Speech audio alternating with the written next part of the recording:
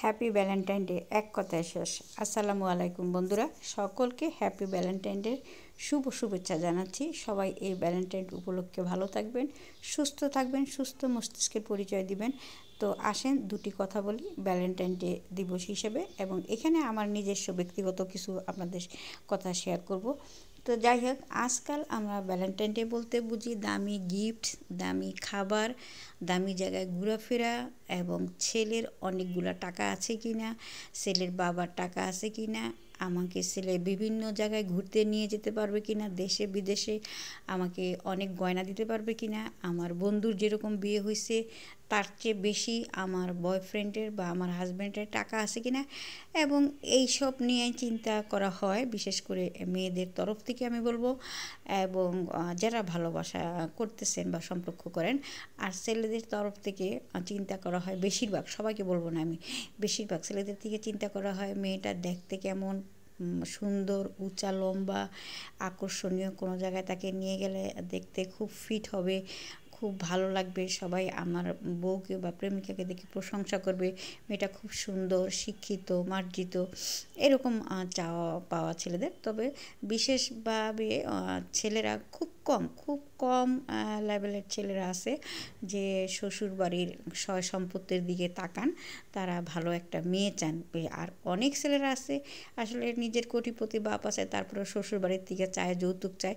যাই হোক, ওগুলো লং দি কথা, ওই দিকে যাব না, ভালোবাসার দিবসটা নিয়ে কথা বলতেছি। তো যারা শুধু এইরকম খাওয়া দাওয়ার জন্য এবং দামি গিফট পাওয়ার জন্য ভ্যালেন্টাইন ডে উদযাপন করেন বা করে থাকেন, এবং বাইরে ঘোরাফেরা করবেন, ছবি তুলবেন, পোস্ট করবেন, বান্ধবীদের মাঝখানে, বন্ধুদের মাঝখানে শেয়ার করবেন, তাদের উদ্দেশ্যে আমার দুটি কথা। আসলে এই সব খাওয়া দাওয়া, ঘোরাফেরা, আমার কি ছেলে কী দিল না দিল, এইসব চিন্তা করেন না। এইসব চিন্তা না করে চিন্তা করেন ছেলেটার ক্যারেক্টার কেমন হবে, ছেলেটা কতটুকু ভালো হবে, ছেলেটা আপনাকে ফিউচারে সম্মান করবে কি না, ছেলের মা কেমন, ছেলের বাবা কেমন, ছেলের বোন কেমন, ছেলের পরিবেশ কেমন। আমি এটা মেয়েদেরকে বলতেছি, এই জিনিসটা খেয়াল করেন, ঠিক আছে? এই জিনিসটা যদি খেয়াল করেন না, তাহলে ভালোবাসা দিবসটা প্রতি বছরই হবে, প্রতিদিনই হবে, শুধু বছরে একবার না, প্রতিদিন হবে। 10 টাকার বাদাম খেয়ে আর 10 টাকার ফুচকা খেয়ে সারা দিন রমনা পার্কে ঘুরছি এবং প্রেম করছি, ভালোবাসা করছি। সেই 10 টাকার ফুচকা আর 10 টাকার চটপটি খেয়ে ভালোবেসে প্রেম করে বিয়ে করে ইনশাল্লাহ আল্লাহর রহমত 34 বছর পাস করতেছি।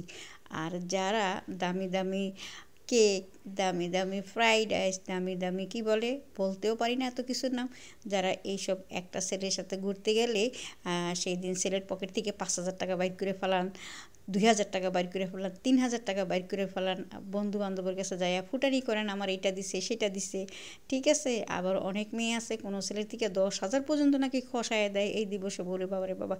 যাই হোক, তাদের উদ্দেশ্য বলতেছি, চিন্তা করেন তো আপনার সংসারটা কতদিন টিকছে, 6 মাস, 1 বছর, 2 বছর, অথবা আপনি পরকীয়া করতেছেন অথবা আপনার স্বামী পরকীয়া করতেছেন। আলহামদুলিল্লাহ, 10 টাকার বাদাম খাইয়া আর 10 টাকার ফুচকা খাইয়া 34 বছর সংসার করতেছি, আরও যতদিন থাকবো ইনশাল্লাহ এখানেই থাকবো।